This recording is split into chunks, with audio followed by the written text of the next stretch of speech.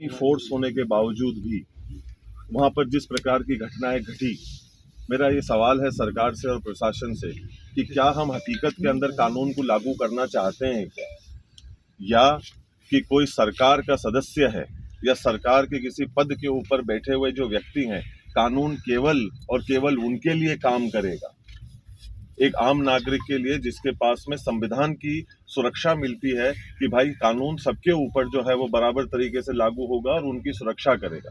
पर यहाँ पर जो प्रतीत किया जा रहा है, जो मुझे महसूस हो रहा है, और वो जिस प्रकार से मेरे ऊपर दबाव बनाया जा रहा है गैर कानूनी काम और हरकतों को करने का, कि नहीं आप जो है अगर इस काम को नहीं करेंगे तो हम आपके साथ में जबरदस्ती करेंगे।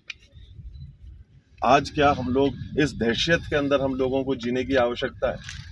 हम लोग हमारे घर के अंदर बैठे हैं, हम लोग हमारे घर के अंदर एक कानूनी रूप से बैठे हैं। अगर किसी को भी कोई भी किसी भी प्रकार की आपत्ति हो तो वो कानून के दरवाजे, अदालत के दरवाजे कानून के माध्यम से जो है वो खटखटा सकता है, उनसे जाकर जो है वो सवाल पूछ सकता है। पर यहाँ जिस प्रकार से जो चीज़ हमने कल देखी और जिस प्रकार से पुलिस ने कुछ चीज़ों की खुली छूट दी, मतलब वो वाकई में एक निंदनीय और बहुत ही दुखदायी परिस्थिति थी। ये परिस्थिति मुझे सन 84 की याद दिलाती है, जिस प्रकार का माहौल जो है वो सन 84 के अंदर जो है वो बनाया गया था, उसी का एक रूप को कल देने का जो है एक प्रयास किया गया। क्योंकि कुछ लोग जो हैं वो सरकार के पदों के ऊपर बैठे हुए, वो जैसा चाहेंगे, जिस तरफ से सरकार को घुमाना चाहेंगे, प्रशासन को घुमाना चाहेंगे, और अपने खुद के निजी फायदे के लिए कानून को किनारे करते हुए अपना जो है वो काम को और अपनी बात को जो है वो मनवाने का प्रयास करेंगे। ये कहाँ का नियम? ये देश, हमारे को पूरा विश्वास है कि कानून पे चलता है, एक व्यवस्था पे चलता है। और दूसरी बात ये कि अगर ऐसी परिस्थिति बनने की जो हमारे को पहले से ही संभावनाएं थी, इसके बारे में हम लोगों ने प्रशासन को कई दिनों पहले इसकी जानकारी भी हम लोगों ने दे दी थी। फिर अखबार के माध्यम से भी हम लोगों ने उस दिन पूरे प्रदेश के अंदर इसकी जानकारी दी। मैं ये सवाल पूछता हूं कि 144 को क्यों नहीं लागू कराया गया? और आप इतने लोगों की जानों के साथ में खेलेंगे, इस चीज का कौन जिम्मेदार है? क्योंकि सरकार के कुछ लोग पदों के ऊपर बैठे हुए हैं, तो अपने पदों का वो दुरुपयोग करते हुए प्रशासन के ऊपर दबाव बनवाकर गैर कानूनी हरकतों को जो है करवाकर एक आदमी के ऊपर जो है उस चीज का दबाव बनवाएंगे कि हम आपके घरों के अंदर जबरदस्ती घुसेंगे। संस्था के अपने खुद के भी कोई कानून होते हैं। इस प्रदेश, इस देश के अंदर भी एक संविधान है, कानून है, उसके ऊपर हम में से कोई भी नहीं है। और उसके अंदर हम लोग जज्बाती कर दें, लोगों को गुमराह करने का काम करें पूजा के माध्यम से, ये ठीक नहीं है। और अगर ऐसी कोई बात है तो उसको बैठकर करी जा सकती है, गुंडागर्दी के माध्यम से ये चीज नहीं हो सकती है। आप किसी के घर के अंदर आप प्रवेश करना चाहते हैं, मैं आप में से किसी के भी घर के अंदर अगर प्रवेश करना चाहूं तो मैं आपको बिना बताए, बिना कहे, मेरी निजी आस्था को क्या आपके घर के अंदर मैं पूरा कर सकता हूं क्या? मेरे पास में ये अधिकार है क्या? मैं आपके घर के अंदर जाना चाहता हूं और मेरे निजी अधिकार, मेरी जो निजी आस्था है, पर वो मैं आपके घर में पूरा करना चाहता हूं। और इसके बारे में ना मैं आपको बताऊंगा, ना मैं आपसे पूछूंगा, ना मैं आपको इसके चीज के बारे में बताना उचित समझूंगा। अब ये गुंडागर्दी हमको जो है वो सहन करनी पड़ेगी, और कानून और प्रशासन इस सोच की जो है वो मदद करेगा। तो कहीं ना कहीं हम लोगों को ये दर्दनाक हादसे और घटनाएं, मेरे पिताश्री ने, मेरे बहनों ने इसको 40 साल पहले इन चीजों का सामना करा हुआ है। वो लोग मरते मरते बचे हैं इन चीजों को लेकर। ऐसी ही परिस्थिति जो है वो उस समय पे भी बनवाई गई थी, और आज भी उसी सोच के अंतर्गत यहाँ पर प्रवेश करने का एक गलत मंसूबे के साथ में प्रयास किया जा रहा है, जिसका प्रशासन और लोग यहाँ पे उसका सहयोग कर रहे हैं। और हम लोग अभी कानून के भरोसे बैठे हुए हैं, जो मैं अभी ढूंढ रहा हूँ कि कहाँ है, और वो हम लोगों की एक आम नागरिक होने के नाते मदद करेगा। लाखों लोग जो है वो परेशान हो रहे हैं। ये कहां तक जायज है कि बच्चों की, महिलाओं की, बड़ों की, बुजुर्गों की जान को जो है वो खतरे में डाला जाएगा? लोग किसी के घर के ऊपर चढ़ने लग जाएंगे। वो अगर अंदर आते तो उसका हश्र क्या होता? उसकी जिम्मेदारी कौन लेता? किसी की जान का नुकसान होता तो उसके लिए जिम्मेदार कौन होता?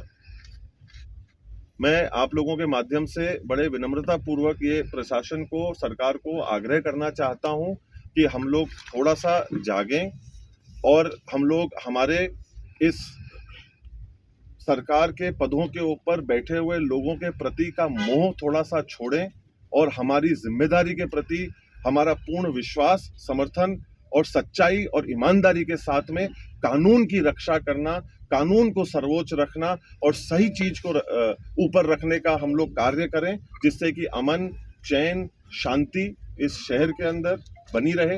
जो नाम आज की तारीख में उदयपुर का हो रहा है देश और दुनिया में इन चीजों की वजह से कि आज हम लड़ाई एक सड़क के ऊपर लड़ रहे हैं, कितनी निंदनीय बात है।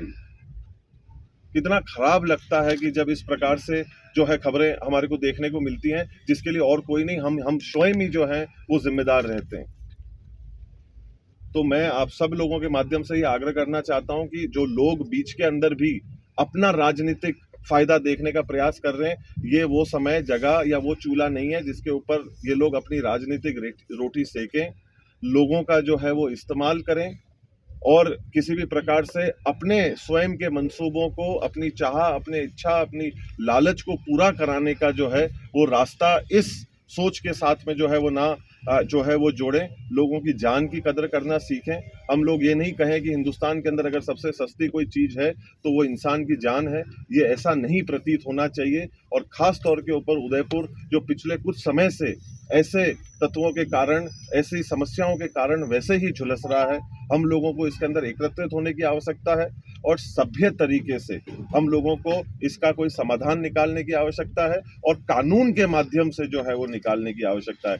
गुंडागर्दी से हम लोग इसका समाधान जो है वो ना पहले निकाल सके, ना आज निकाल पाएंगे और कोशिश तो हमारी उम्मीद और भरोसा यही है कि ना आगे गुंडागर्दी के माध्यम से तो इसका रास्ता जो है वो नहीं निकलेगा। गुंडागर्दी कौन कर रहा है? क्या पॉलिटिकल इन्वॉल्वमेंट आप मान रहे हैं?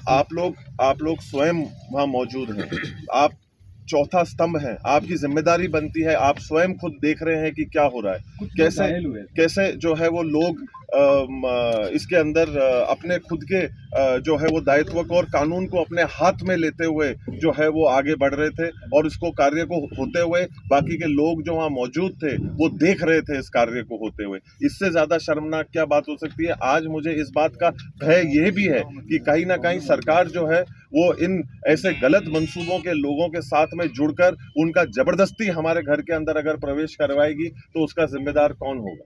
सर, आपका तर्क है कि जबरन प्रवेश किया जा रहा है। सामने ये कहा जा रहा है कि बेशक संपत्ति का विवाद है, लेकिन मैं भी उस परिवार का हिस्सा हूँ और मैं तो सिर्फ मंदिर का दर्शन करने के लिए जा रहा हूँ। मैं पहले भी कह चुका हूँ। मैं अब सवाल जिसके भी जो कोई होंगे, आप सवाल लिख के हमारे को भेज दीजिएगा, उसका हम जवाब दे देंगे। और आपको कोई भी अगर आपत्ति है या कोई तकलीफ है तो उसके लिए अदालत के दरवाजे खुले हैं। अगर किसी का कोई भी मानना है, किसी की कोई भी जो है वो सोच है, तो आप अदालत के माध्यम से एक सभ्य तरीके से उन चीज़ों का निर्वाह करने का हम लोग प्रयास करें।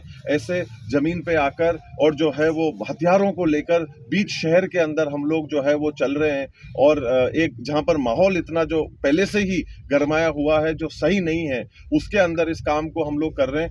ये कोई सभ्य रास्ता नहीं है, हमारे कानून का रास्ता है। हमारे यहाँ पे अदालत है, उसके पास हमको जाना चाहिए। अगर हमारे को रिलीफ चाहिए, अगर हमारे को कोई हमारी मांग है तो हम अदालत का दरवाजा जो है वो खटखटा सकते हैं और उससे हम लोग जो है वो कार्य को कर सकते हैं। गुंडागर्दी और कानून को हाथ में लेने से हम लोग कहीं नहीं पहुंचे। आप जायज मानते हैं क्या?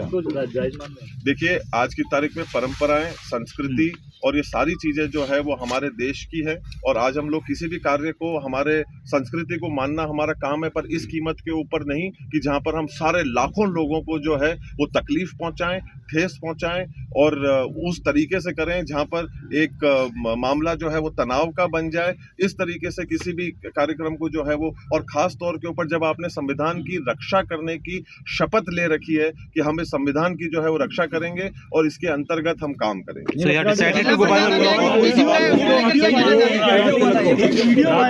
सोशल मीडिया के ऊपर इस पे आप और लक्षरा जी, you have decided to go by the rule of law? Absolutely, we will go by the rule of law. हमारे देश के अंदर एक संविधान है, एक कानून है, हम कानून से चलेंगे और हम कानून से ही चलना चाहते हैं और कानून से ही चलना चाहिए और हमको कानून को किसी भी प्रकार से हमारे हाथ में नहीं लेना चाहिए।